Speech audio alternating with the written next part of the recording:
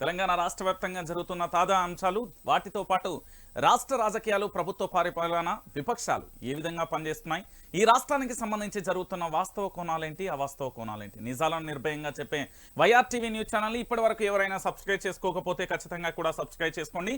దానితో పాటుగా మీ గ్రామంలో, మీ మండలంలో, మీ నియోజకవర్గంలో, మీ జిల్లాలో YR TV Telugu news channel రంజితన్న ఉన్నది ఉన్నట్టుగా పూసగుచ్చినట్టు మీకు చెప్పే ప్రయత్నం అయితే చేస్తున్నాను.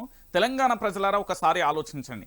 ఎందుకంటే ఇప్పుడు వచ్చిన జర్నలిజాలకు సంబంధించి పూర్తి స్థాయిలో మొన్నటి వరకు, నిన్నటి వరకు, నేటి వరకు, రేపటి వరకు అంటూ కూడా మనం మాటలు వింటాం తప్ప అసలు సిసలైన జర్నలిజాన్ని మీకు అందించడంలో విఫలమైపోయాయి శాటిలైట్, వివిధ పెద్ద పెద్ద పత్రికలు, పెద్ద పెద్ద ఛానల్. సో నేను ఒకటే చెప్తున్నా, ఫేక్ వ్యూవర్షిప్ ఉండదు, దాంతోపాటు ఇతరత్ర ఏమీ ఉండదు. వాస్తవాలను కళ్ళకు కట్టినట్టుగా చూపించే ప్రయత్నం చేస్తాం. విమర్శలు వస్తాయి, ప్రతి విమర్శలు వస్తాయి. ఎందుకంటే కాయలున్న చెట్లకే దెబ్బలు ఎక్కువ అన్నట్టుగా ఇప్పుడు మన పరిస్థితి కూడా అంతే. నిజాలు చెప్పొద్దు, నిజాలను ఆపాలి. నువ్వు ఎన్ని అబద్ధాలైనా చెప్పు, భజన చేయి, భాన్చందురాను ప్రభుత్వాన్ని, రాజ్యాన్ని పొగిడితే మనకేం కాదు. ఎందుకంటే ఇది నిజాం ప్రభు కాదు కదా, వాళ్ళకు మించిన వాళ్ళ బాపు అలాంటి ప్రభుత్వం ఇది. ఎస్, వాస్తవం నేను చెప్పేది. ఎందుకంటే రాష్ట్ర వ్యాప్తంగా చాలామంది కూడా వివిధ రకాలుగా మాట్లాడుతున్న తీరు కానీ, చర్చించుకుంటున్న తీరు కానీ కేవలం వైఆర్ టీవీ గురించే. సో ఇక నేటిగా రోజుగా ప్రతిరోజు కూడా మనం వార్తల్లోకి వెళ్ళే ప్రయత్నం అయితే చేస్తున్నాం. అయితే ఈరోజు నేను ఒక చిన్న అంశం ఏంటంటే, రాష్ట్ర ముఖ్యమంత్రి గురించి కాసేపు నేను మాట్లాడాలనుకుంటున్నాను. మొదటి తెలంగాణ రాష్ట్ర ముఖ్యమంత్రి కేసీఆర్ గురించి కాసేపు మనం మాట్లాడుకుందాం. నేనేమనుకున్నా, పూర్తి స్థాయిలో వ్యూహరచన, వాటితో పాటు కేసీఆర్ చేసే ప్రతి అంశం కూడా ఏదో పూర్తిగా కూడా రాష్ట్ర రాజకీయాలలో కూడా ఒక బ్రహ్మాండంగా కూడా ఏం జరుగుతుంది అనేది కూడా ఆశించే ప్రయత్నం అయితే చేసిన తెలంగాణ ప్రజల కోసం కేసీఆర్ ఏదో చేయబోతున్నాడు. కేసీఆర్ వ్యూహం చాలా పదునుగా ఉంది. పదునైన అస్త్రాలతోని పద్మ వ్యూహాన్ని సృష్టించబోతున్నాడు. దాంట్లో అభిమన్యుడిగా రేవంత్ రెడ్డి ఉండబోతున్నాడు. అర్జున్లా యుద్ధం చేయడానికి బీఆర్ఎస్ అధినేత కల్వకుంట్ల చంద్రశేఖరరావు సిద్ధమైండు. ఎవరు ఏమనుకున్నా ఇది మూడు అక్షరాల పదాలు కావచ్చు, 3 అక్షరాలు కావచ్చు, ఏదైనా కావచ్చు, పద్మవ్యూహం అయితే సిద్ధమైంది. అర్జునుడు, అభిమన్యుడు తెలంగాణలో జరగబోయే వాస్తవ రాజకీయాల కోణాలను మనం చూసే ప్రయత్నం అయితే చేస్తా. నేను ఇప్పటి వరకు చెప్పిన ప్రతి అంశం కూడా అక్షర సత్యం అయిపోతున్నది. ఎందుకు అంటే కాంగ్రెస్ వచ్చింది, కరువు రాబోతుంది, కరువును మనం చూడడానిక మార్పు పేరుతో తెచ్చుకున్నాం అని చెప్పినాం. అదే జరిగింది. రోజు జరుగుతున్న పరిణామాలు కానీ, ఇతరత్ర కానీ అన్నీ కూడా అదే అంశాన్ని చోటు చేసుకుంటున్నాయి. కాబట్టి తెలంగాణ ప్రజలారా జర ఆలోచించి ఆచరణ యోగ్యంగా మీ మనస్సాక్షి మీద ఇట్లా చేసుకొని, రేపు మనం పార్లమెంట్ ఎన్నికలలో ఓటు వేయబోతున్నాం. ఎవరికి వేయాలి, ఎందుకు వేయాలి, ఈ ఓటుతో మన తలరాత ఎట్లా మారుతుంది, ఈ ఓటు వల్ల మన ప్రయోజనాలు ఏంటి, భవిష్యత్తు రాజకీయాలు ఏంటి అనేది మనం చూడాల్సిన అవసరం, ఆవశ్యకత ఎంతైనా ఉంది. రైట్, నేనేమంటున్నానంటే కేసీఆర్, కల్వకుంట్ల చంద్రశేఖరరావు 2001 నుండి 2014 వరకు ఈయన యొక్క రాజకీయ ప్రస్థానం చూస్తే అప్ అండ్ డౌన్లు మామూలుగా లేవు. ఎందుకు అంటే పూర్తి స్థాయిలో నిన్న ఒక ఏంది అంటే కేసీఆర్ గురించి ఇన్వెస్టిగేషన్ చేయబోద్దాయింది. ఎందుకంటే నిన్నటి రోజున కేసీఆర్ ఇంటి ముందు క్షుద్ర పూజలు చేయడం కానీ, నిమ్మకాయలు కానీ, బొమ్మలు కానీ, లేకపోతే ఇతరత్ర పటిమలు కానీ అవన్నీ వేసినప్పుడు చాలా బాధ అనిపించింది. మూడో నమ్మకాల కోణంలో కొందరు చూస్తే, హోమాలు యాగాలతో ఇంకొందరు చూస్తే, దుష్ట శక్తులతో ఇంకొందరు చూస్తాం. ఈయన ఏం తప్పు చేసిండండి? తెలంగాణ ప్రత్యేక రాష్ట్రం కోసం 14 సంవత్సరాలు ఆ జైలు, ఈ జైలు, ఆ రోడ్డు, ఈ రోడ్డు అనుకుంటా రోడ్ల మీద తిరుగుతూ తెలంగాణ ప్రజలను మమేకం చేయడం కేసీఆర్ చేసిన తప్ప? ఈ ప్రాంతం కోసం, ఈ రాష్ట్రం కోసం అహర్నిశలు పోరాటం చేయడం ఆయన చేసిన తప్ప? ఆంధ్ర పెత్తందారి వ్యవస్థను తరిమి కొట్టేందుకు తన దగ్గర వనరులు లేకున్నా కూడా గుండె ధైర్యంతో ముందుకు కదిలింది కేసీఆర్ కాదా? అలాంటి కేసీఆర్ మీద అనేక రకాలుగా ఇబ్బందులు పెట్టే ప్రయత్నం చేస్తున్నారు. ఓ పక్కన లిక్కర్ స్కామ్ కావచ్చు, మరో పక్కన కేటీఆర్ను వ్యక్తిగత విషయాలలో కావచ్చు, అసలు సంబంధమే లేని మాజీ మంత్రి హరీష్ రావుకు సంబంధించి మల్లన్న సాగర్ భూముల పంచాయతీ, సిద్దిపేటలో అది చేసిండు, ఇది చేసిండు, మరి అభివృద్ధి వన్ తాత చేసిండు, విమర్శలు చేసేటోడు. ఒకసారి మీరు అందరూ ఆలోచించాలి. ఈ తెలంగాణలో సిద్దిపేటకి ఎన్ని అవార్డులు వచ్చినాయి అనేది కూడా ఒకసారి ఆలోచించండి. అద్భుతమైన తెలంగాణను తీసుకొచ్చిండు. 1956 నుంచి 2014 వరకు ఈ తెలంగాణ రాష్ట్రంలో 2014 వరకు 1956 మధ్యలో పరిపాలన కొనసాగితే, నిజాం ప్రభు నుండి ప్రత్యేక రాష్ట్రం అయిపోయిన తర్వాత ఆ రాష్ట్రం నుండి పెద్ద మనుషుల ఒప్పందంతో ఇక్కడ తీసుకొచ్చిన ఒక దుర్మార్గమైన ఏంది తెలుగు వాళ్ళు అని తీసుకొచ్చి ఆంధ్ర పెత్తందారి వ్యవస్థ మొత్తం పెద్ద మనుషుల ఒప్పందంతో తీసుకొచ్చి ఆంధ్ర తెలంగాణను ఒకటి చేస్తే ఉమ్మడి ఆంధ్రప్రదేశ్లో మీరు గుర్తుపెట్టుకోరి ఏ లెక్కలకైనా నేను సిద్ధం 1956 2014 ఈ మొత్తం పరిపాలనలో ఈ రాష్ట్రానికి ఎన్ని ఎకరాలకు నీళ్లు అందించిల్లో 2014 నుంచి 2023 వరకు అన్ని ఎకరాలకు నీళ్లు అందించిండు. That is KCR. అన్ని సంవత్సరాల కాలంలో ఎన్ని ఎకరాలకు నీళ్లు అందించిండో కేవలం 10 సంవత్సరాలలో కాలం మాత్రమే కేసీఆర్ నీళ్లు అందించిండు. అరే కేసీఆర్ కేసీఆర్ కేసీఆర్ ఏం చేసిండు? మీ ఇంట్లోకి వచ్చి ఏమన్నా దొంగతనం చేసిండా? మీ భూములు ఏమన్నా కబ్జా చేసిండా? మీ మీద ఏమన్నా పెత్తందారి జాగిరీ చేసిండా? లేకపోతే మిమ్మల్ని ఏమన్నా ఇబ్బంది పెట్టిండా? మేమన్నా ఉగ్రవాదం అనుకుంటురా? కేసీఆర్ తెలంగాణ రాష్ట్రం ఏర్పడడానికి తన సర్వశక్తులు ఒడ్డిన అతి భయంకరమైన పరిస్థితులను ఎదుర్కొన్న గొప్ప వ్యక్తి కేసీఆర్. ఇలాంటి కేసీఆర్ను పట్టుకొని క్షుద్ర పూజలు చేస్తాం, లేకపోతే ఇతరత్ర అనేక రకాలుగా ఇబ్బందులు పెడతాం. ఏమైతుంది ఒకసారి మీరు అందరూ ఆలోచించండి. మనిషి నా కుటుంబమే కావచ్చు, అందరి కుటుంబాలు ఉన్నాయి. ఎవరి కుటుంబంలోనైనా ఒక తండ్రో తల్లో కొడుకో బిడ్డో లేకపోతే ఎవరైనా వాళ్ళు దగ్గర ఉన్నప్పుడు ఆ మందిలో ఉన్నప్పుడు జరగరాని అనార్థం జరిగినప్పుడు వాళ్ళు ఈ లోకాన్ని విడిచిపోయినప్పుడు ఆ వ్యక్తి విలువ ఎట్లా తెలుస్తుందో అందరికీ తెలుసు. అప్పుడు కన్నీళ్లు పెట్టుకున్నా రక్తపు సుక్కలు వచ్చినా రా అని అల్లాడి గుండెలు బాదుకున్నా కూడా ఏం చేయలేం. గుర్తుపెట్టుకోరు తెలంగాణ ప్రజలారా, ఏం చేయలేం. కేసీఆర్ అనే వ్యక్తి తెలంగాణ రాష్ట్రానికి ఉండాలి. కేసీఆర్ అనే వ్యక్తి తెలంగాణ రాష్ట్రంలో లేకపోతే రేపు మీ భవిష్యత్తులో చాలా భయంకరమైన పరిస్థితులు ఉంటాయి. ఆంధ్ర పెత్తందారి వ్యవస్థ, ఆంధ్ర చెప్పులు మోయడానికి, ఆంధ్ర గులాంగిరి చేయడానికి తానెప్పుడూ సిద్ధం లేడు. అరే నాది తెలంగాణరా బాడకవు నువ్వెవడురా అనే తిట్టే నైజం కలిగినోడు కేసీఆర్ అనే వ్యక్తిని పట్టుకొని ఎట్లా పడితే అట్లా ఎవడు పడితే వాడు. ఈ రాష్ట్రానికి ఒక చీఫ్ మినిస్టర్ ఉన్నాడు, ఆయన పేరు రేవంత్ రెడ్డి. ఈ రాష్ట్రానికి ఒక డీజీపీ ఉన్నాడు. ఈ రాష్ట్రానికి ఒక వ్యవస్థ ఉంది, అధికార వ్యవస్థ. ఈ రాష్ట్రానికి ఇంటెలిజెన్స్ వ్యవస్థ ఉన్నది, ఎస్బీ ఉంటుంది, ఐబీ ఉంటుంది, మస్తు సంస్థలు ఉంటాయి. ఈయన ఇంటి ముంగట క్షుద్ర పూజలు చేస్తా అంటే వాళ్ళు రోడ్ల మీద గడ్లు వీకిల్లా, సీసీ కెమెరా లేదా, ఫుటేజ్ లేదా, అరెస్టు లేదా? ఎందుకు జరుగుతలేదు ఇప్పటి వరకు? ఇదే కేసీఆర్ బయటికి వెళ్తే, పబ్లిక్ మీటింగ్కి వెళ్తే ఆయన సెక్యూరిటీ ఎక్కడ ఏమైపోయింది? ఒక రాష్ట్రానికి సంబంధించిన మాజీ ముఖ్యమంత్రికి సెక్యూరిటీ ఎంత కల్పిస్తున్నారు మీరు? ప్రజలందరూ తన అభిమానులు తనను కలవడానికి మీదకి వచ్చినప్పుడు ఎవరైనా ఇప్పటికే తన గాయంతో తెలంగాణ ప్రజల కోసం వచ్చిన తెలంగాణలో ఆల్రెడీ ఏంది అంటే 10 సంవత్సరాలలో అభివృద్ధి చేసినాం, మళ్ళీ అధికారంలోకి వస్తాం కదా, అద్భుతంగా చేద్దాం అనుకుంటే మార్పు పేరుతో జరిగిన అన్యాయంలో తెలంగాణ ప్రజలు గోసపడుతున్నారు. ఆ గోస చూడలేక కన్నీళ్లు పెట్టుకుంటున్నారు. నేను చెప్తున్నా, ఉదయం 5:15 ప్రస్థానం మొదలవుతుంది. కేసీఆర్ పేపర్ పట్టుకుంటాడు, న్యూస్ పేపర్ పట్టుకొని దాదాపుగా నాకున్న సమాచారం ప్రకారం ఉదయం 5 గంటల నుంచి 9:15 వరకు దాదాపుగా అన్ని పేపర్లు నాకు తెలిసి ప్రజాతంత్ర, మన తెలంగాణ, మనకు దొరకని పేపర్లు కూడా అక్కడ కనబడ్డాయి. 22 పేపర్లు ఉన్నాయి ఆడ. మరి ఎవరి కోసం చదువుతున్నాడు? దేనికోసం చదువుతున్నాడు? తెలంగాణలో పరిస్థితులు ఎట్లున్నాయి? ఈ తెలంగాణ రాష్ట్రంలో జరుగుతున్న ఏంటిది? అసలు మనం తెలంగాణ దేనికోసం తెచ్చినా, నేను తెచ్చుకున్న తర్వాత ఏమైతున్నది నా తెలంగాణ అని కడుపు మార్చుకొని మరి నిజంగా ఒక మాట మాట్లాడదాం. ఈరోజు కేసీఆర్ అనే వ్యక్తిని హేళన చేస్తున్న సన్నాసుల భోషిడికే వాళ్ళందరికీ సమాధానం ఒకటే. ఆ రోజు ఖమ్మం జిల్లాలో నిరసన దీక్ష చేసిండు, ఆ తర్వాత పోయి ఏంది పూర్తి స్థాయిలో ఆమరణ నిరాహార దీక్ష చేసినప్పుడు నిమ్మరసం దాగిందని దిష్టి బొమ్మలు చేసి ఆంధ్ర పెత్తందారి వ్యవస్థ దగ్గర ఒక్కొక్కడు తక్కువలో తక్కువ 10 కోట్ల నుండి 1000 కోట్ల వరకు సంపాదించుకోలే. ఇప్పుడు విమర్శలు చేసే సన్నాసులందరూ ఆంధ్ర పెత్తందారి వ్యవస్థ దగ్గర డబ్బులు తీసుకొని కేసీఆర్ మీద బురద జల్లలే. ఈ 2014 ముందు 2001 నుంచి కేసీఆర్ను ఎట్లా ఆగం చేయాలి, కేసీఆర్ని ఏం చేయాలి అని రకరకాలుగా కుట్రలు చేయలే, ఆయన మీద అనేక కేసులు బనాయించలే. మరి అలాంటి కేసీఆర్ మీద క్షుద్ర పూజలు చేస్తూ ఉంటే, అలాంటి కేసీఆర్ మీద మూఢో నమ్మకాలో లేకపోతే ఇంకేదన్నా అనుకోండి, సీసీ ఫుటేజ్ లేదా? అర్ధరాత్రి ఏమైపోయింది నిఘా వ్యవస్థ? ఒక రాష్ట్ర ముఖ్యమంత్రి ఉన్నా లేకున్నా ఇంటికి భద్రత కల్పించలేరా? అంటే ముఖ్యమంత్రి ఉన్నా లేకున్నా ఏమైపోయినా పర్వాలేదా?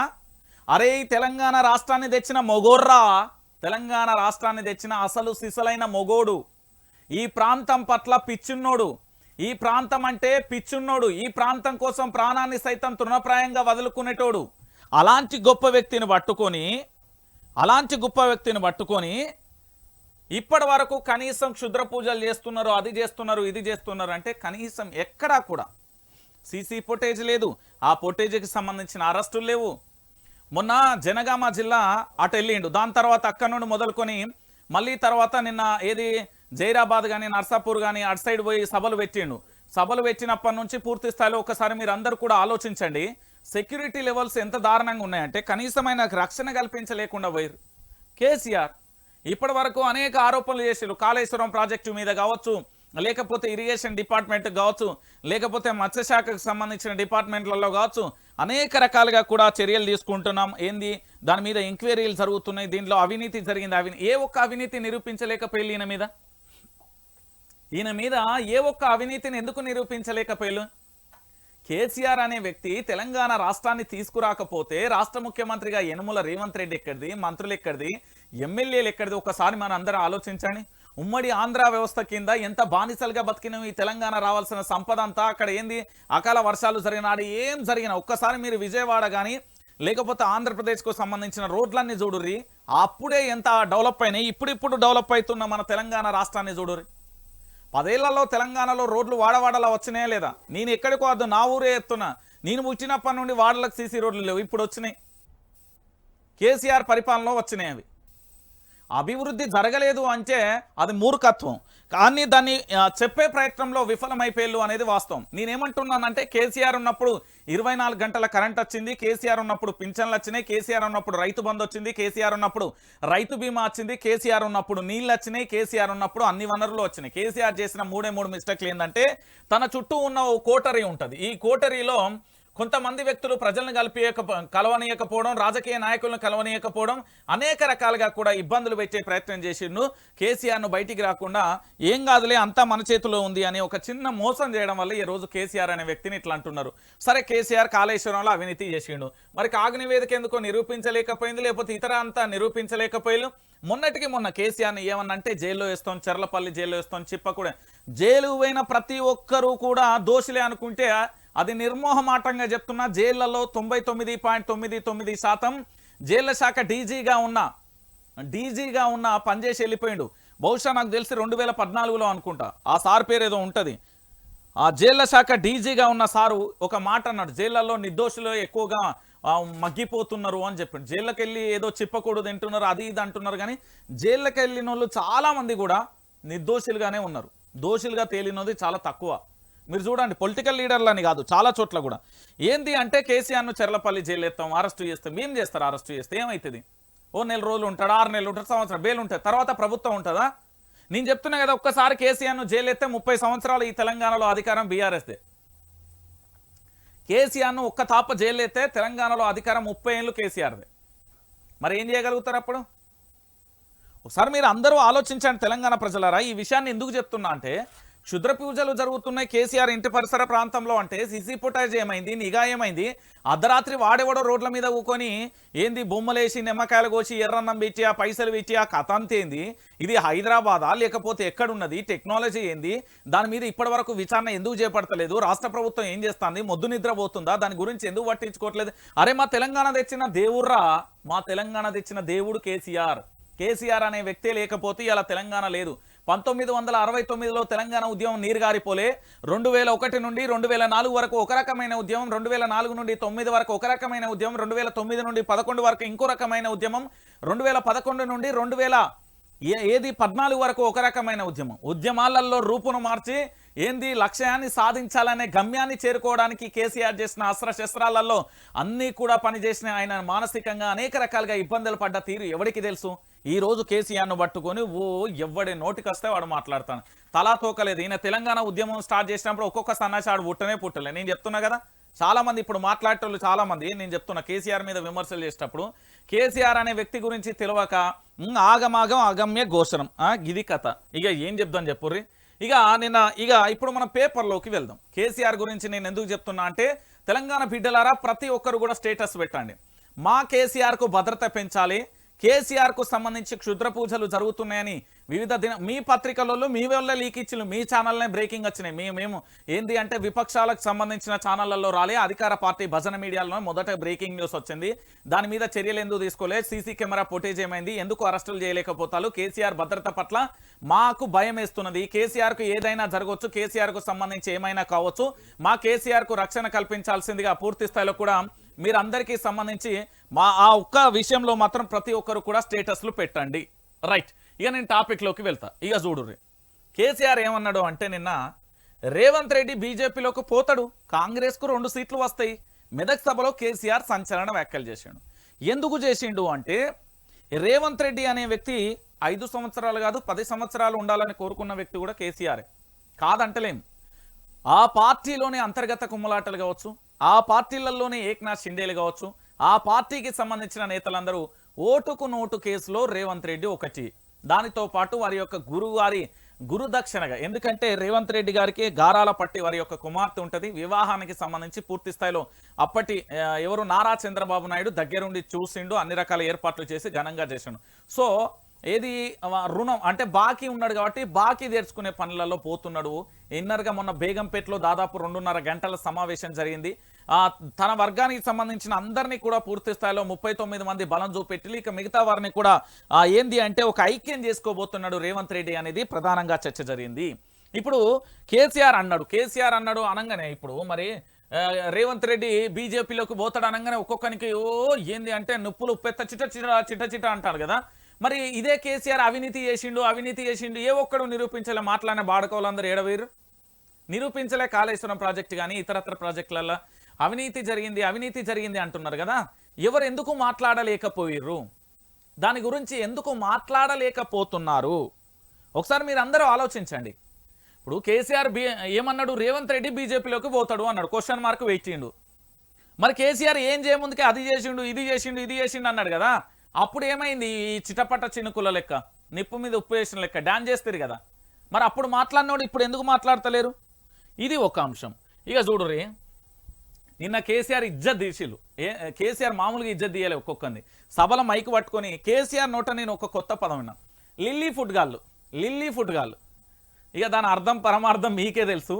లిల్లీ ఫుడ్ గాళ్ళు ఏం చేశారో చూస్తాం. అంబేద్కర్ మహాశయునికి పూలు వేయలే, మరి సెక్రటరియట్ యాదాద్రి కూలగొడతారా, మెడలు వంచి రుణమాఫీ చేస్తాం, ఎక్కడికి పోయింది కరెంటు, ఫ్లెక్సీలు పీకేయడం, ఇదా మీ డ్యూటీ, అన్ని రికార్డులు చేస్తున్నాం, గ్యారంటీగా బీఆర్ఎస్ వస్తుంది, పోలీసులకు కేసీఆర్ వార్నింగ్, తెలంగాణ ఆకాంక్షలు నెరవేర్చాలంటే ఆ పార్లమెంట్లో బీఆర్ఎస్ ఉండాల్సింది. నిన్న కేసీఆర్ ఒక మాట అన్నాడు, ఏమన్నాడో తెలుసా, ఇదే వైఆర్టీవీకి సంబంధించిన జర్నలిస్ట్ రంజిత్ నా మీద పోలీసులు ఏ విధంగా నిఘా పెట్టిలు, పోలీసులకు సంబంధించి ఎన్ని కేసులు బనాయించిలు, పోలీసులు ఫోన్కు సంబంధించి ఏ విధంగా అన్ని రకాల డాటా సిద్ధం చేసుకున్నాడట.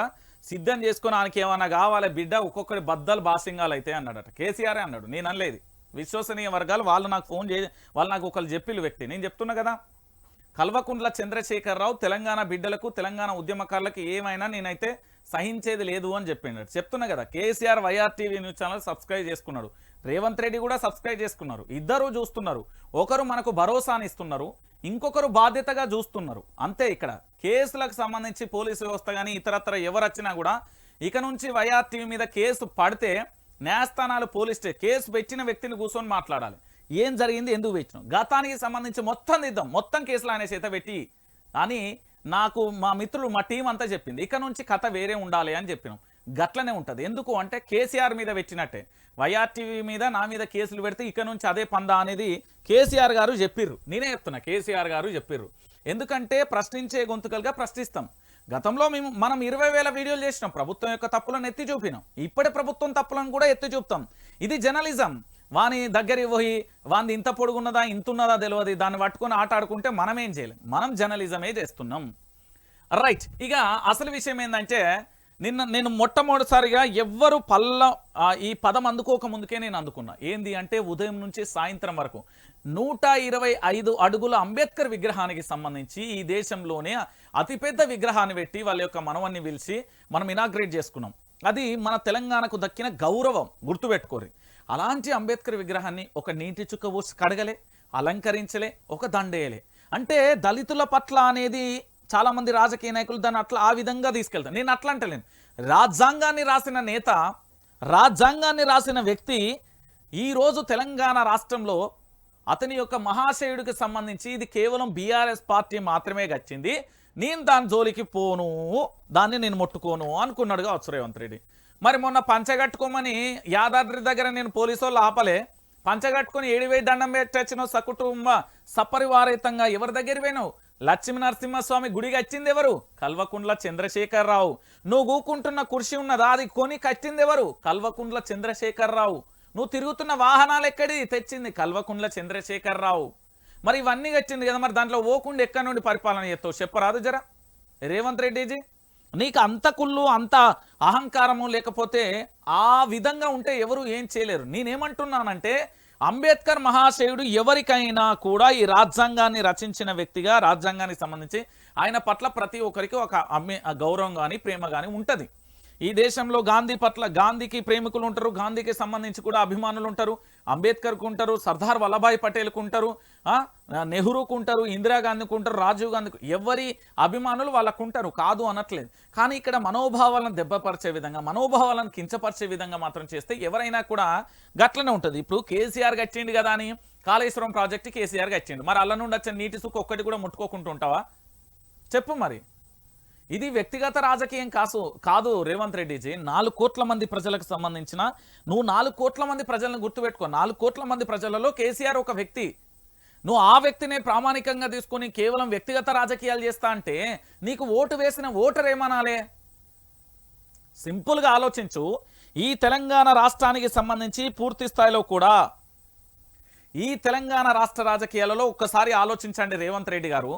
మీరు ఒక బాధ్యతాయుతమైన పదవిలో ఉన్నారు, రాష్ట్ర ముఖ్యమంత్రి. ఆ పీఠానికి ఎంత రెస్పెక్ట్ ఇస్తామో తెలుసా?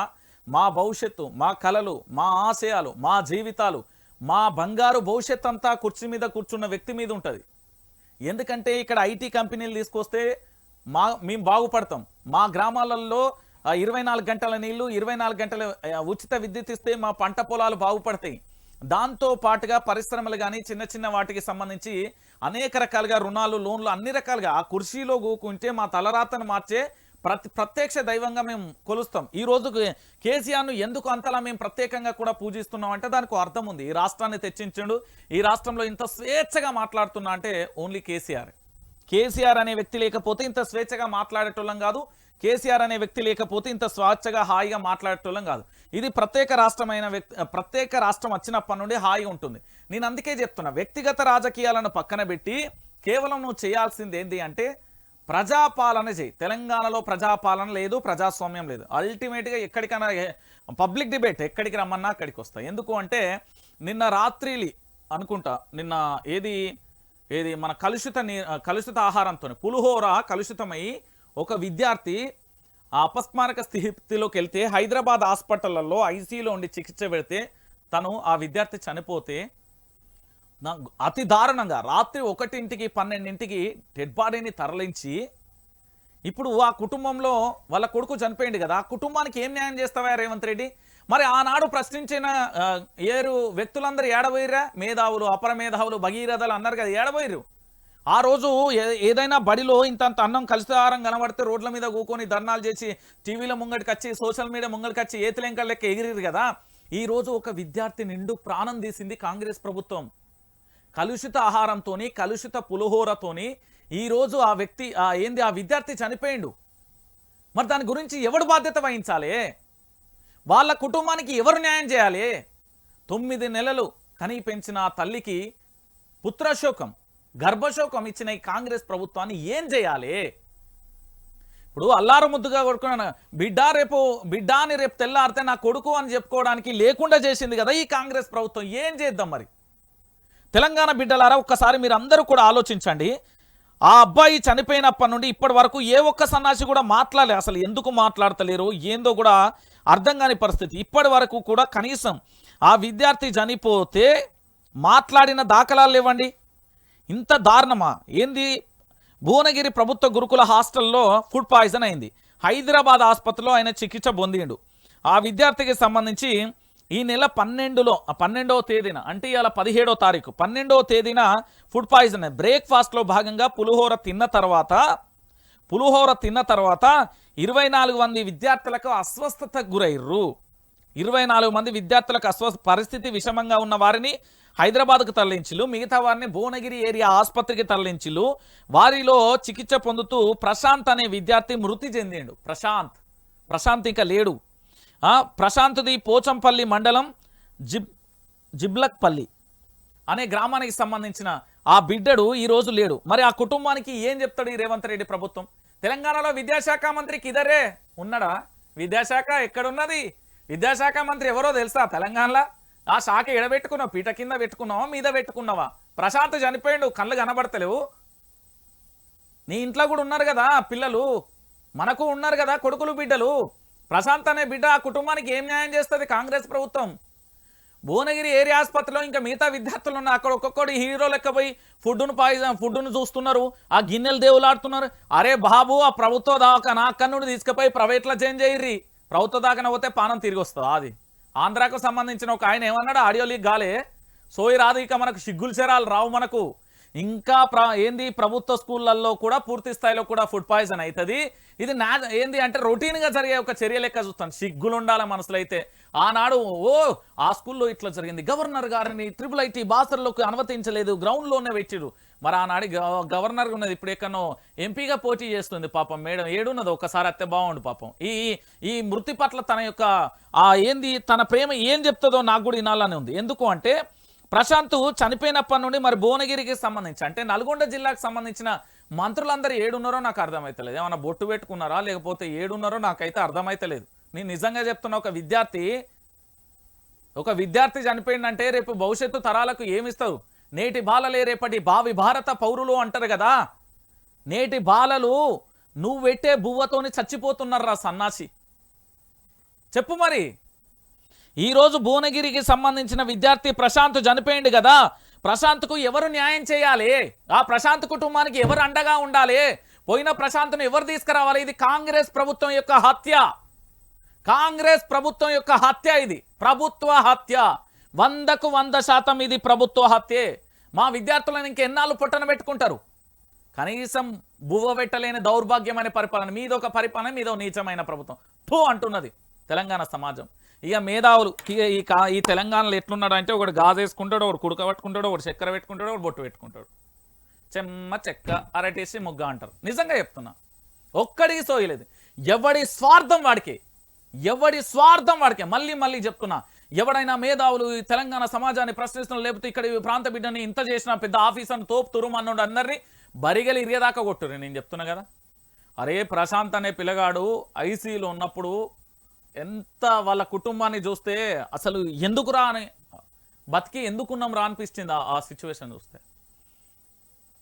మిగతా 24 మంది విద్యార్థుల 23 మంది విద్యార్థులను ప్రభుత్వ దవాఖాన ఏరియా హాస్పిటల్ కింద బెడ్ల మీద వేస్తే ఎంత బాధ అనిపిస్తుందన్నా?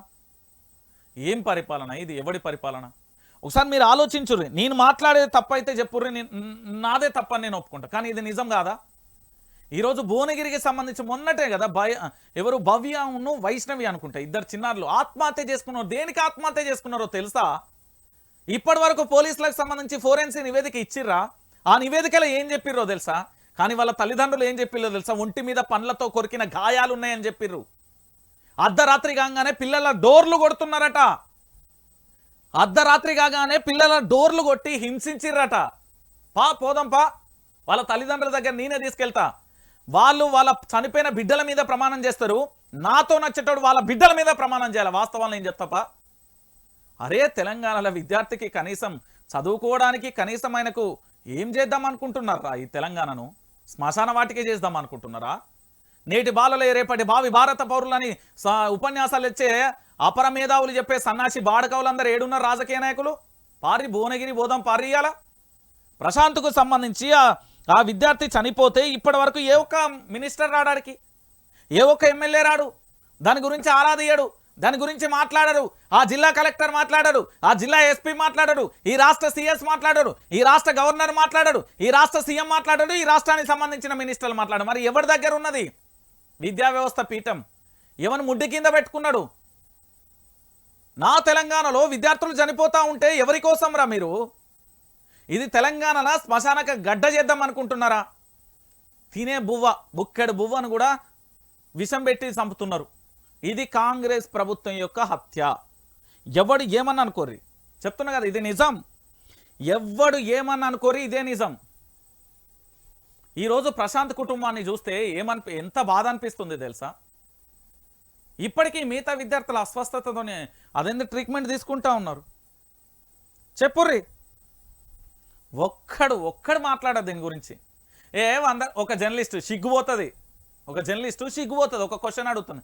100 రోజులే అవుతున్నది, ఇంకే ఏడవలు పీఠం సర్దిద్దుకోవాలి, వాళ్ళకు గ్రిప్ రావాలి, వాళ్ళకు అడ్మినిస్ట్రేషన్ తెలియదా, సోయలేదా? ఒక రాజకీయ పార్టీగా 6 గ్యారెంటీల హామీలు 6 గ్యారెంటీ ఒక మేనిఫెస్టో రిలీజ్ చేసి అభ్యర్థులను ప్రకటించడం, రేపు నేను ప్రభుత్వంలోకి వస్తే అడ్మినిస్ట్రేషన్ ఏంది, నేను ఏమేమి చేయగలుగుతా, ఏమేమి చేయలేని, ఈ రాష్ట్ర బడ్జెట్ ఎంత, ఇలా ప్రభుత్వాన్ని ఎట్లా పరిపాలన చేస్తా, విద్యా వ్యవస్థను ఏం చేయాలి, వైద్యాన్ని ఏం చేయాలి, ఉద్యోగాలు ఎట్లా ఇవ్వాలి, దాంతోపాటు ఇక్కడ డెవలప్మెంట్ ఎట్లా చేయాలన్న సోయలేదా? బలిసిచ్చిల్లా మేనిఫెస్టో, బలిసిచ్చిల్లా మేనిఫెస్టో. ఇది తెలంగాణ, మళ్ళా ఇది కాంగ్రెస్ ప్రభుత్వం. ప్రశాంతం తీసుకురండి. మీరు మానవత్వం ఉన్న మనుషులే అయితే రోజు అన్నం తింటే చనిపోయిన నా ప్రశాంతం తీసుకురావాలి. అలా భువనగిరి బిడ్డను తీసుకురండి. మీరు విద్యార్థి పులిహోర కడుపు నిండా తిన్న పాపానికి కాటికి పోయిండు, చదువుకుంటా పాపానికి అని బడికి పోతే వాళ్ళ బిడ్డలు వాళ్ళ తల్లిదండ్రులు ఎంత అల్లాడిపోతున్నారో తెలుసా? ఆ తల్లి గర్భకోశ ఎంత అల్లాడిపోతుందో తెలుసా? అదే మన ఇళ్లలో ఎవరైనా చనిపోతే, నేను అందుకే చెప్తున్నా, ఈరోజు వాళ్ళ కుటుంబం అయింది, రేపు మన కుటుంబం అవుతుంది. అందుకే పోరాటం చేయిర్రి అంటున్నా. ఉండేది 4 వద్దులే, పర్మనెంట్గా రాలే. ఈ భూమి మీద శాశ్వతంగా నేను ఈ భూమి సృష్టి ఉన్నంత కాలం ఉంటామని రాలే ఎవడు కూడా. ఉన్నన్ని రోజులు నలుగురికి సాయం చేద్దామని చెప్తున్నా. ఇప్పటికీ ప్రశ్నించద్దు. గాజులేసుకొని ఆ మూల కింద నీ చీర కట్టుకొని కూకుందాం, పూలు పెట్టుకొని. సిగ్గులు పోతాయి. మళ్ళీ మేధావులు మీ మీద ఎడబోయిరు. మీ మేధావులంతా ఎడబోయింది. ప్రభుత్వం ఎడబోయింది. మినిస్టర్లు ఎడబోయిరు. మీ యంత్రాంగం పారిపోదాం. ముఖ్యమంత్రిని రమ్మని తోలుకొని పోదాం. నేనే కెమెరా పట్టుకుని వస్తా. పోదాం. ₹1 కోటి రూపాయలు ఇద్దాం ఆ కుటుంబానికి. ఇస్తావా సస్తావా అనే నినాదం పెడితే ఏమవుతుంది నీ ప్రభుత్వం? ఇక దీన్ని చూసి ఇక 100 రోజుల పరిపాలన రెఫరెండం వేయరి. రేపు పొద్దుగాల మీ బిడ్డలకు కూడా అదే గతి పడుతుంది. నేను చెప్తున్నా కదా, ఈ సన్నాసుల ప్రభుత్వానికి వద్దు మనకు. చనిపోతారా? నేను చెప్తున్నా కదా, నాడు నేడు మీరు అనుకుంటున్నారు ప్రభుత్వాలకు సంబంధించి. ప్రభుత్వాలు మారినాయి, పాలనా వ్యవస్థ మారలే.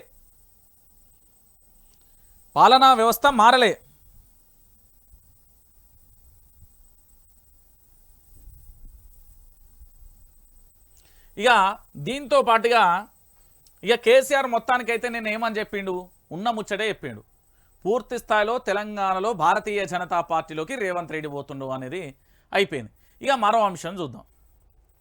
ఇక మీ అందరికీ తెలుసు కదా, ఇది రుణమాఫీ అనకపోతే ఓట్లు పడవు రాజకీయ స్ట్రాటజీ. ఇప్పుడు రైతుల జీవితాలతో ఆడుకోవాలి. ఇప్పటిదాకా ఏది విద్యార్థుల జీవితాలతో ఆడుకున్నారు, తెలంగాణలో మార్పు అనే పేరుతోని ఆడుకున్నారు, అయిపోయింది. ఇప్పుడు రుణమాఫీ అనకపోతే ఓట్లు పడవు. అగో చూసిర్రా, తెలంగాణలో ఉన్న దాదాపుగా 60 లక్షల పైచీలుకుంటారు కదా రైతన్నలారా. ఇక చూడుర్రి, రుణమాఫీ అని మభ్య పెడతారు. వీళ్ళు హామీలు నెరవేర్చాలి. డిసెంబర్ 9వ తారీఖున ఏం చేశారు? గాడిపాలదం ఇలా గిట్ల పోయి గట్లా తెచ్చుకోమన్నాడు కదా. ఏమైంది ఆ రోజు? డిసెంబర్ 9వ తేదీన ఏం జరిగింది? డిసెంబర్ 9వ తారీఖున రుణమాఫీ అనకపోతే ఓట్లు పడాయన్నారు కదా. అందుకే ఆగస్టు 15న ప్రకటన. రుణమాఫీపై ప్రకటన వెనుక కాంగ్రెస్ పెద్దలు అక్షింతలు వేశాక హడావిడిగా రేవంత్ ప్రకటన. ఢిల్లీ దూతల రాకతో మేల్కొన్న రాష్ట్ర సర్కార్ కేసీ వేణుగోపాల్తో భేటీ అయ్యాక కీలక పరిణామాలు. రైతులలో పట్టి కోల్పోతున్నామని హెచ్చరించిన అధిష్టానం. రాహుల్ గాంధీ సూచనలతో నగరానికి కేసీ. తాజా పరిస్థితులపై సుదీర్ఘ చర్చ. రైతులలోని అసంతృప్తిని వెల్లడించిన కేసీ. హైకమాండ్ హెచ్చరికలతో హై అలర్ట్.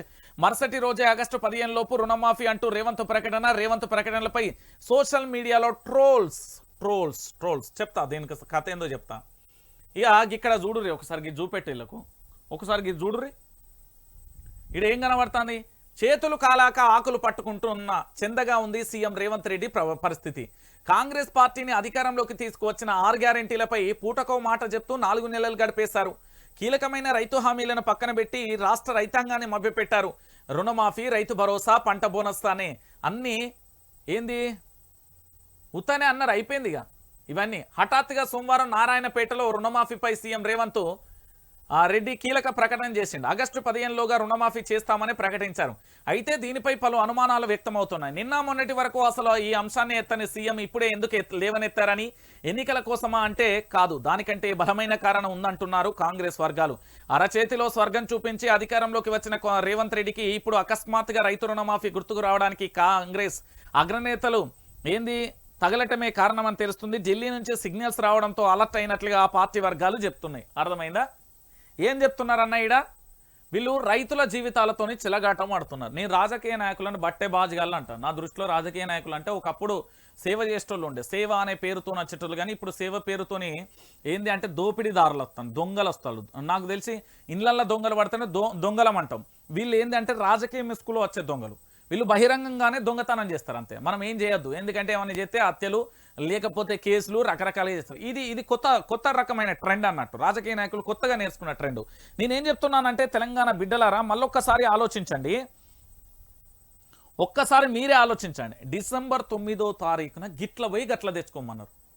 మీకు రుణమాఫీ చేసే సమస్య ఉండదు. వీళ్ళ వల్ల కాదు. వీళ్ళు చేసిన దశల వారీగా మొదలు పెడతారు. అది అయిపోయేటాలకు వీళ్ళ పరిపాలన వీళ్ళ ప్రభుత్వం ఉంటుందో ఊసిపోతుందో కూడా తెలియదు. గోషి కానీ తెలియదు, గొంగడి కానీ తెలియదు. నేను చెప్తున్నా కదా, డిసెంబర్ 9వ తారీఖున మల్లన్న ఎల్లన్న పుల్లన్న గిట్ల పోయి గట్ల తెచ్చుకో అన్నాడు. మళ్ళీ ఇప్పుడు ఆగస్టు 15 అంటే ఏమున్నది ఆ రోజు? ఏమన్నా ఇప్పుడు మొత్తం రాహుకాలం నడుతుంది, ఆ రోజు మంచిగా ఉన్నదా నీకు? ఏమన్నా కాలం మంచి లేదా? ఏంది నీ పరిస్థితి? చెప్పరు. ప్రజలారా, తెలంగాణ రైతాంగానికి నేను చేతులెత్తి చెప్తున్నా, నేను రైతు బిడ్డనే, నేను కష్టపడొచ్చునే, నాకు వ్యవసాయం వస్తుంది. ఈ సన్నాసులు చేయరు, గుర్తుపెట్టుకోరు. వీళ్ళ వల్ల కాదు. చేస్తోడు అయితే డిసెంబర్ 9నే చేస్తోడు. వీళ్ళు మాట మీద నిల్చున్నారు. రాజకీయ నాయకుడు అంటేనే గజకర్ణ గోకర్ణ విలువిద్యలో నేర్చిన హౌలేగాళ్ళు. ఇక వీళ్ళ మాటలు నమ్ముకుంటే మన బతుకులు ఏమైతే? మనల్ని మనమే నమ్ముకోరి. నేను చెప్తున్నా కదా, వీళ్ళు చేయరు, వీళ్ళ వల్ల కాదు, గుర్తుపెట్టుకోరు. ఇది క్లియర్ కట్టింగ్. వాళ్ళ వల్ల అవుతుంది అని అనుకోవడం మన మూర్ఖత్వం అవుతుంది తప్ప వేరే ఏం రాదు. ఇక మరో అంశం, నిన్న ఎలేటి మళ్ళొక డైలాగ్ వేసిండు. రేవంత్ జైలుకు పోయినా మా తప్పేనా? ఓటుకు నోటు కేసుపై బీజేపీ ఎమ్మెల్యే అలేటి ఏమనంటే ఎలేటి మహేశ్వర్ రెడ్డి మళ్ళీ వేసేసిండు. శాసనసభ పక్ష నేత అయినే రుణమాఫీ చేయాలంటే 35,000 కోట్లు కావాలి. చెప్పలేని వీళ్ళ వల్ల కాదది. హామీలు నెరవేర్చాలంటే పాక్ బడ్జెట్ కూడా తేవాలి. ఓ కొడుకు, రేవంత్ రెడ్డి సినిమా డైలాగులు కొడుతున్నారను ఎలేటి మహేశ్వర్ రెడ్డి చెప్పిండు. ఏంది చెప్పిండు అంటే ఒకసారి చూడు రీడా. సిబిఐ బీజేపీ ఒకటే అంటున్నాడు. ఓటుకు నోటు కేసులో జైలుకు వెళ్లిన బీజేపీ అంటావా అంటూ ఎమ్మెల్యే మహేశ్వర్ రెడ్డి ప్రశ్నించారు. మంగళవారం మీడియా సమావేశంలో మహేశ్వర్ రెడ్డి మాట్లాడుతూ రేవంత్ రెడ్డి ఏం మాట్లాడుతున్నాడో ఆయనకే అర్థం కావడం లేదన్నాడు. ఒకరోజు బడే భాయ్ అంటాడు, ఒకరోజు ఏమో సిబిఐ బీజేపీ ఒకటే అంటాడని ఎద్దేవా చేశారు. రేవంత్ రెడ్డికి సడన్ గా రైతులపై ప్రేమ పుట్టుకొచ్చిందని అన్నారు. పార్లమెంట్ ఎన్నికలలో కాంగ్రెస్ చిత్తుగా ఓడిపోతుందనే భయంతో ప్రేమ పుట్టుకొచ్చిందని, ఆగస్టు 15న రుణమాఫీ చేస్తామని చెప్తున్నాడని అన్నారు. రుణమాఫీ చేయాలంటే 35,000 కోట్లు ఎవల వీళ్ళ తాత ముత్తాతలకి వెళ్ళి తీసుకొస్తారా? కాంగ్రెస్ పార్టీ నాయకులు అందరు ఆస్తులను తీసుకొస్తే సెట్ అయితే ఏమో నాకు తెలిసి. 35,000 కోట్లు కావాలి రుణమాఫీ. త్వరలోనే రేవంత్ రెడ్డి గారు జైలుకు పోతున్నాడట. మరి మహేశ్వర్ రెడ్డి అయితే అంటాడు. ఎందుకంటే గతంలో ఆప్ నేత కూడా సంజయ్ అనుకుంటా, సంజయ్ కూడా అన్నాడు ఏముందంటే రేపు భవిష్యత్తులో తెలంగాణ రాష్ట్ర ముఖ్యమంత్రి రేవంత్ రెడ్డి కూడా జైలుకు పోతాడు. ఓటుకు నోటు కేసుకు సంబంధించి విచారణ పూర్తయిపోయింది. విచారణ అయిపోయింది కాబట్టి ఖచ్చితంగా కూడా వెళ్లే పరిస్థితి ఉంటుంది అని కూడా చెప్పిన పరిస్థితి కనబడుతుంది. మొత్తానికి రుణమాఫీ చేయాలంటే 35,000 కోట్లు కావాలి. 35,000 కోట్లు కావాలంటే భారత్తో పాటు ఆ పక్కనున్న పాకిస్తాన్ పోవాలి, వాళ్ళ బడ్జెట్ కూడా అడకొచ్చుకోవాలి. అయినా కూడా నెరవేరుతుందన్న నమ్మకం అయితే లేదు అంటున్నాడు మహేశ్వర్ రెడ్డి అన్న. ఇక గాయనే గంత చక్కగా చెప్తున్నాడంటే ఇక రైతులారా మీరు నమ్మిర్రు అనుకో, మోసపై గోసపడ్డ తర్వాత ఓ రంజిత్ అన్నకు అప్పుడు చెప్పినవే నువ్వు మంచోడే. ఇప్పుడు చాలా మంది అంటున్నారు 100 రోజులు కాకముందుకే లొల్లి పెట్టినావు అన్న, కానీ నువ్వే కరెక్ట్, నువ్వే మొగోడు, వీళ్ళకి కరెక్ట్, నువ్వు మిండెడు నువ్వే అని చాలా మంది లోపల లొల్లి పెడతారు బయట. నేను చెప్తున్నా కదా ఇది నిజం. 100 రోజులతో సమస్య ఏంద్రా భయ్? తెల్లారి అధికారంలో భారత రాజ్యాంగం ఏంది, రాష్ట్ర ముఖ్యమంత్రి అనబడే నేను ప్రమాణ స్వీకారం చేసిన తర్వాత వాళ్ళకి అన్ని సౌకర్యాలు వస్తాయి. మన పన్నులకెళ్ళి కడతాను, వాళ్ళ ఇంట్లో తాత ముత్తాతలకెళ్ళి కడుతున్నాడు. ఏమన్నా ఆలోచించాలి తెలంగాణ బిడ్డలారా. ఇది తెలంగాణ రాష్ట్రం. ఇక్కడ ఏంది అంటే మోసం చేసుడు బాగా అలవాటు అయిపోయింది ఇక్కడ వాళ్ళకు. నేను చెప్తున్నా కదా, రైట్. ఇక ఎలేటి మహేశ్వర్ రెడ్డి చెప్తే ఇంకొక విషయం ఏంటంటే, ఇక మీ అందరికీ తెలిసిన విషయమే, కాంగ్రెస్కు రైతులు వాతలు పెట్టాలి, ఖచ్చితంగా పెట్టాలి. ఎందుకంటే రైతు బంధు అడుగుతానేమో ఒకటి చెప్తూ కొడతా అన్నాడు. నిజమా కదా? అవును. రెండోది ఏంటంటే ఓట్లు అడగడానికి వస్తే మీరు చెప్తాను కొట్టుర్రి. Simple logic. ఆ రోజు రైతులకు సంబంధించి రైతు రుణమాఫీ ఇరా అంటే చెప్తూ కొడతా అన్నారు కదా. ఇప్పుడు ఓట్లు అడగడానికి వస్తే మీ చెప్పులతో కొట్టుర్రి. నేను అంటలేను, కేటీఆర్ అంటుండు, కేటీఆరే అంటుండు. కొట్టుర్రి, పొల్లు కొట్టుర్రి. ఇక దొరికింది ఛాన్స్. నాయకులు పోతే కార్యకర్తలే నాయకులు అవుతారు. ఆదిలాబాద్లో ఎగిరేది గులాబీ జెండానే. 4 నెలల ముందే సక్కుదాదాకు టికెట్. కొమరం భీం నినాదాన్ని నిజం చేసిందే కేసీఆర్. పార్లమెంటు సన్నాహక సభలో కేటీఆర్ అంటూ కూడా చెప్పిన పరిస్థితి. మొత్తానికి తెలంగాణలో ఉన్న 17 స్థానాలలో 17 అపర భగీరథల లెక్క మీరు గెలిపియకపోతే తెలంగాణ గలం వినబడది, తెలంగాణ బలం వినబడది. జై తెలంగాణ, జై తెలంగాణ ఈ పదం మళ్ళీ మర్చిపోతారు మీరు. జై కాంగ్రెస్, జై సోనియమ్మ గిదత్తది, గుర్తుపెట్టుకోరి. తెలంగాణ గలం ధలం బలం మనోళ్ళు అందరు కనబడాలంటే 17 స్థానాలు ఇట్లా గుర్తుతే మళ్ళా పీఠం పటపట అనాలి. బాహుబలి సినిమాలు ఉంటుంది చూడు, వాడు బల్లాల దేవుకు వాళ్ళకి ఇస్తా ఉంటే రైట్. ఇక బోనస్ ఇస్తావా, బొంద పెట్టమంటావా? కాంగ్రెస్ ప్రజలకు విసుకొచ్చింది, కాంగ్రెస్కు సురుకు పెట్టాలి. బీజేపీ ఒక మెడికల్ కాలేజ్ కూడా ఇవ్వలేదు. సుల్తాన్పూర్ సభలో హరీష్ రావు అంటూ కూడా చెప్పినాము. ఈడ సిద్దిపేటకు వచ్చినాయన్ని దొబ్బిపోతుండు, కొడంగల్కు తీసుకుపోతుండు రేవంత్ రెడ్డి. ఇది నిజమైన విషయం.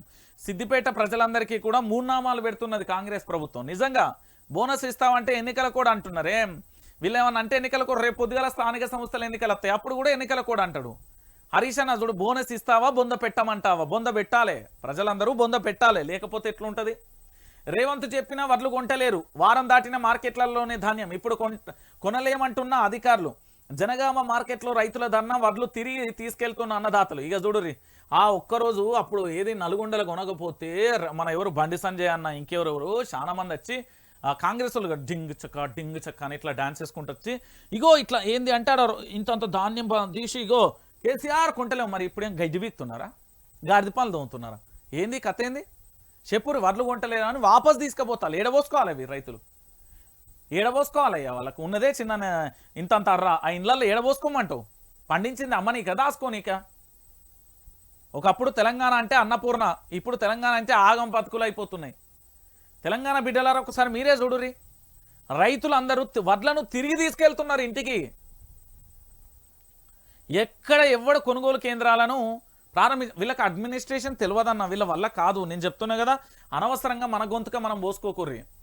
ఏప్రిల్ 18న అభ్యర్థులకు బీ ఫామ్లు. తెలంగాణ భవన్లో ఈ నెల 18వ తేదీన గురువారం నాడు పార్లమెంట్ ఎన్నికలలో పోటీ చేయనున్న పార్టీ అభ్యర్థులకు బీఆర్ఎస్ పార్టీ అధినేత కేసీఆర్ బీ ఫామ్లు అందజేయనున్నారు. అదే సందర్భంలో ఎన్నికల ఖర్చుల నిమిత్తం నియమావళి అనుసరించి 95 లక్షల రూపాయల చెక్కును కూడా ఆ అధినేత చేతుల మీదుగా ఎంపీ అభ్యర్థులు అందుకోనున్నారు అంటూ కూడా ప్రధాన అంశానికి సంబంధించి కూడా హైలైట్ చేసిన పరిస్థితి కనబడుతుంది. సో మొత్తానికి ఏప్రిల్ 18న అభ్యర్థులందరూ బీ ఫామ్లు తీసుకున్నాడు కాదు, ఆ బీ ఫామ్తోని మీరు ఇట్లా పోతే బీ ఫామ్తోని మళ్ళీ గెలిచిన సర్టిఫికేట్తో తిరిగి రావాలి. మీరు ఏం చెప్పాలి తెలంగాణ ప్రజలు తెలుసా? ఓ రైతన్న 24 గంటల కరెంట్ వస్తుందనే, వస్తలేదు. ఓ రైతన్న నీళ్ళు వస్తున్నాయా, రావట్లే. ఓ రైతన్న రైతు బంధు పడ్డదా, పల్లె. ఓ రైతన్న రైతు బీమా వచ్చిందా, రాలే. ఓ రైతన్న నువ్వు పండించిన వడ్లను కొన్నారా, కొనలే. ఓ రైతన్న నీ బిడ్డలు హాస్టల్లో చదువుకుంటే పులిహోర తిన్నందుకు పానం పోతున్నది, మరి చదువు చెప్తున్నారా, మంచిగా బువ్వ పెడుతున్నారా, పెడతలే. ఏం జరుగుతుంది? ప్రశ్నిస్తే దాడులు, కేసులు జరుగుతున్నాయి. కాబట్టి ఈరోజు పక్కోనికి వచ్చిందని మనం సంబరపడద్దు, మన ఇంటికి కూడా వస్తుంది ఆ రోజు, మన కన్నీళ్ళు కూడా వస్తాయి. కాబట్టి మనం మళ్ళీ మన కేసీఆర్ను తెచ్చుకుందాం, మన అభ్యర్థులను గెలిపించుకుందాం అనుకోరి. లేదు అనుకో ఇక వేస్ట్. ఇక తెలంగాణలో ఇక నేను చెప్తున్నా కదా, నేను వార్తలు చదివి బంద్ పెట్టాల్సిందే. ఇది చెప్తున్నా, అంత ఘోరం అయిపోతుంది చెప్తున్నా కదా. ఇక చూడురే నిన్న మా జోర్దార్ తాలి ప్రజలు ఎంత కోపం మీద ఉన్నారు తెలుసా కాంగ్రెస్ ప్రభుత్వం మీద. నిన్న ఈ జనాన్ని చూస్తుంటే ఏం జనం. ఇక వస్తుంది ఇలా రేపు పొద్దుగాల ప్రోమో వేస్తున్నా. కేసీఆర్ను మెదక్ సుల్తాన్పూర్ కాని సభలలో పొట్టు తిడుతున్నారు. వాళ్ళకి సంబంధించి మెదక్ సంబంధించి జైరాబాద్ అన్ని సభలు జరిగినాయి కదా కేసీఆర్కి సంబంధించి. రేపు జరగబెట్టి సభలలో, గతంలో జరిగిన సభలలో అన్నిటికీ సంబంధించి. ఇక చూడురి, ఈ సర్కారు ఏడాదైనా ఉంటుందా? నాకు కూడా డౌటే ఉన్నది. ఏడాది 7 ఉంటుంది, వాళ్ళకి ఏమవుతుందని ఉంటుంది, వాళ్ళ వల్ల అవుతుంది అంటావా? ఏమవుతుందో ఏం కథనో. ఎందుకంటే మెదక్ కానీ జైరాబాద్కు సంబంధించి నిన్న జరిగింది కదా. ఇక చూడు ఒక్కసారి కేసీఆర్ ఏం మాట్లాడిండో మనం ఒక్కసారి విందాం. గుడ్డి లక్ష్మి వచ్చినట్లు లిల్లీపుడ్గాళ్ళు అధికారంలోకి వచ్చిల్లు. కాంగ్రెస్కు 60 ఏళ్ళు చూసినాం, నమ్మితే మోసపోతాం. తెలంగాణకు బీఆర్ఎస్ అవసరం ఇప్పుడే ఎక్కువ ఉన్నది. మన ఆశలు తీరాలంటే బీఆర్ఎస్ ఢిల్లీలో ఉండాల్సిందే. ఆగమైతే అడివడివైతం, మనసు పెట్టి ఓటేయండి. ఉద్యోగ ఉపాధ్యాయులు నిలకడగా ఆలోచించి చెక్ పెట్టాలి. సీఎం రేవంత్ ఇక్కడో మాట, ఢిల్లీలో బీజేపీ పాట. బీజేపీ తెలంగాణకి ఏం చేసింది? అక్కరకు రాని చుట్టమైంది. ఓటు ఆ పార్టీకి వేసినా, మంజీరా నదిలో వేసినా ఒకటే. అంబేద్కర్కు దండేయరా, అహంకారమా, కావరమా? మళ్ళీ బీఆర్ఎస్ ప్రభుత్వం తెస్తా, ప్రజలను కాపాడతా, రైతుల్ని రక్షిస్తా, దళిత బిడ్డలకు దళిత బంధువు ఇచ్చి తీరుతా. మెదక్ జైరాబాద్ ప్రజల ఆశీర్వాద సభలో కేసీఆర్. దద్దరిల్లిన సభాస్థలి, 1,00,000కు పైగా జనం హాజరు. ఇనుర్రి ఇక్కడ కాంగ్రెస్ గెలిచిందని మాకేమీ ఓర్వలేనితనం లేదు. కాంగ్రెస్ ప్రభుత్వం కూడా 5 ఏళ్ళు 10 ఏళ్ళు అధికారంలో ఉండాలి, పని చేయాలి. 5 ఏళ్లలో 10 ఏళ్లలో నల్లదేదో తెల్లదేదో తెలంగాణ ప్రజలకే తెలుస్తుంది. కానీ కాంగ్రెస్ సభలలో ముఖ్యమంత్రి మాట్లాడే మాటలు చూస్తుంటే వణికిపోతున్నాడని తెలిసిపోతున్నది. కాంగ్రెస్కు 2 సీట్లు కూడా రావని సర్వేలు చెప్తున్నాయని అన్ని జిల్లాలలో రైతాంగం తిరగబడింది. నిజంగా కాంగ్రెస్ పార్టీకి ఎన్న సునీల్ కొనుగోలు, ఆయన పేరే, ఆయన లేడు, జంపు ముల్లెముట చదువుకొని పోయిండట.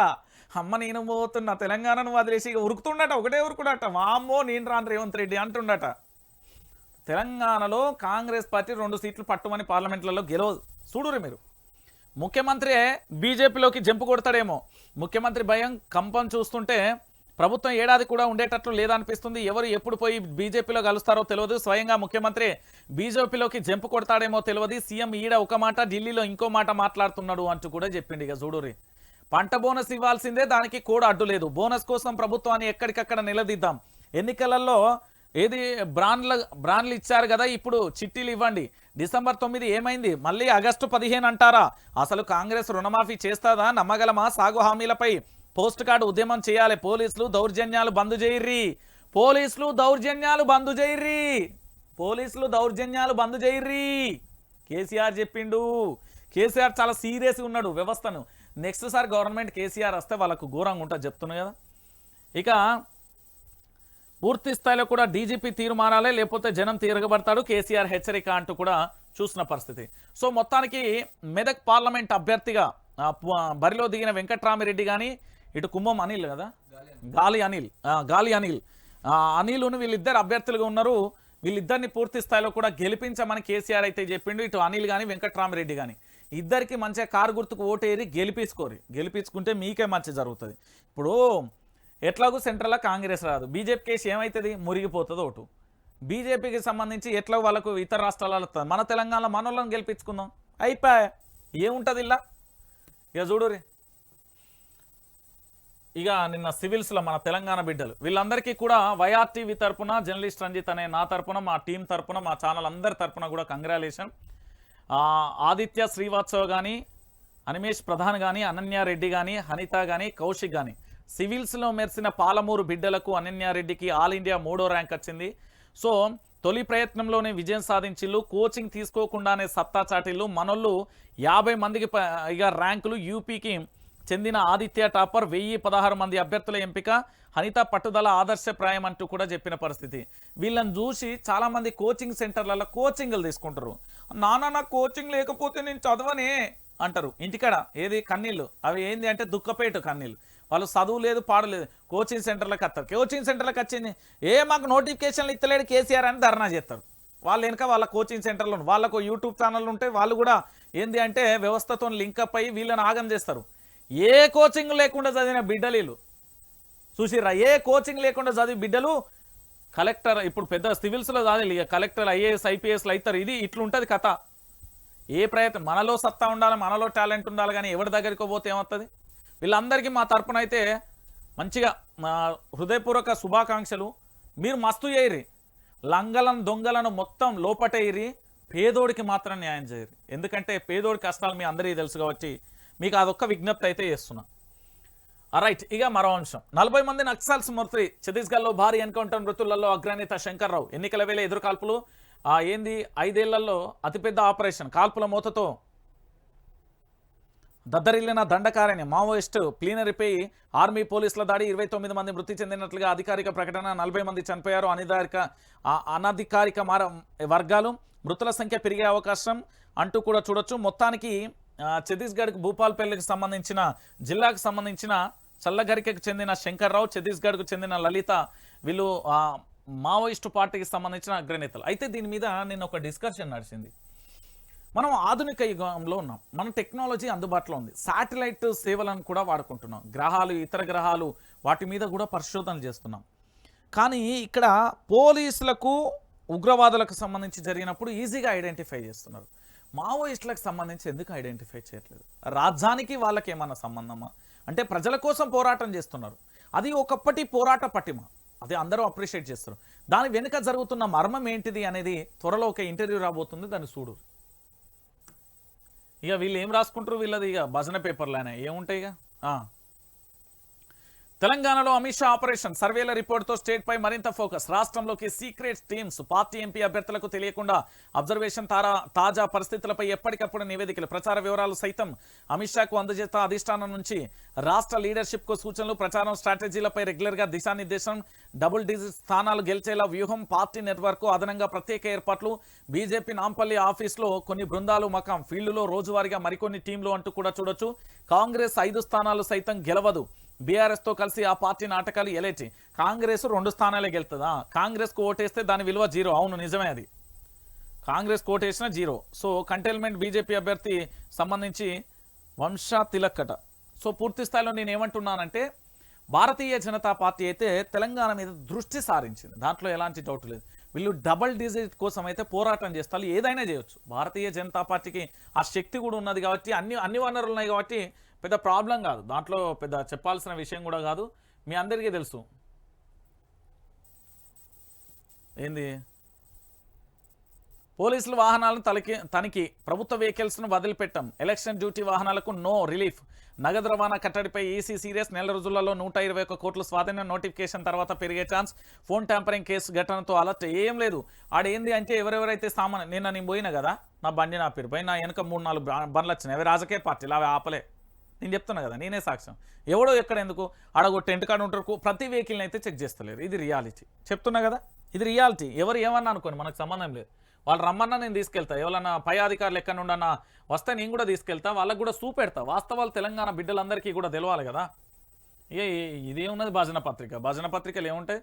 రేవంత్ క్రేజ్ లేదు, లొట్ట పీస్ లేదు, ఇగో ఇదంతా పేమెంట్ రాత, ఇదంతా పిఆర్ స్టంట్, ఏం లేదు నాకు.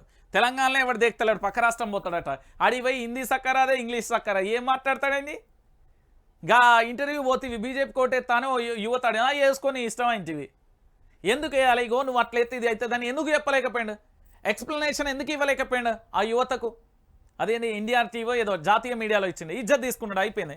ఈయన ఇతర దేశాల్లో ఏం లొట్టపీసి ఏం మాట్లాడు, తెలంగాణలో ఏం చేసిండని 200 మంది రైతులను చంపిండు, మా ప్రశాంత్ని చంపిండు, మా 2 ఆడబిడ్డలను చంపిండు స్కూళ్ళల్లో.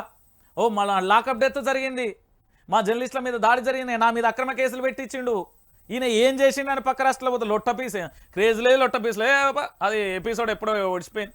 ఆయనతోనేమైతే తెలంగాణకు, ఆయనతోనే ఏం కాదు, ఆయనతోనే ఏం కాదు, గుర్తుపెట్టుకోర్రి తెలంగాణ ప్రజలారా, ఆయనతోనే ఏం కాదు, మీరు ఫిక్స్ గారి. ఇక రాములోరి కళ్యాణానికి సంబంధించి మొత్తానికైతే మంచిగా ఇవాళ పండుగ అద్భుతంగా జరుగుతుంది. నేను ఒకటే చెప్తున్నా తెలంగాణ బిడ్డలారా, ఇగో వైఆర్టీవీకి సంబంధించి పూర్తి స్థాయిలో కూడా ఒకటి గుర్తుపెట్టుకోర్రి. ఇది కల్వకుంట్ల చంద్రశేఖరరావు గారు, అదేవిధంగా మన ఎవరు రాష్ట్ర ముఖ్యమంత్రి యనుమల రేవంత్ రెడ్డి గారు, దాంతోపాటుగా కిషన్ రెడ్డి గారు, ప్రముఖ నేతలందరూ కూడా సబ్స్క్రైబ్ చేసుకున్నారు, మన ఛానల్ ఫాలో అవుతున్నారు. నేను చాలా క్లియర్ కట్గా చెప్పేది ఏంటంటే వాస్తవాలని చెప్తున్నా, మనది ఫేక్ వ్యూవర్షిప్ కాదు, ఫేక్ సబ్స్క్రైబర్స్ కాదు, జెన్యూన్. నేను ఒకటే చెప్తున్నా, నిజాలను మాత్రం కంటి కట్టి. ఇగో ఆనాడు విపక్షమే, నేడు విపక్షమే, రేపు మళ్ళీ బీఆర్ఎస్ అధికారంలోకి వచ్చింది అనుకోండి, మళ్ళీ విపక్షమే. మనం ఎప్పుడు మన స్టాండ్ ఒకటే, విపక్షం. నేను మళ్ళీ క్లారిటీ ఇస్తున్నా, అందరి లెక్క మనది ఉండదు.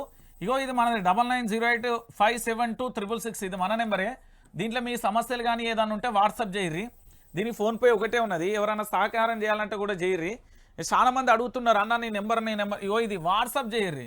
నార్మల్ కాల్ పెడితే అది సునామీ లెక్క వస్తున్నాయి, అందుకే నేను దాన్ని నార్మల్ వాట్సాప్లో మీ సమస్య ఏందో పిక్ చేయర్రి, ఎప్పుడు మీతో ఉంటా.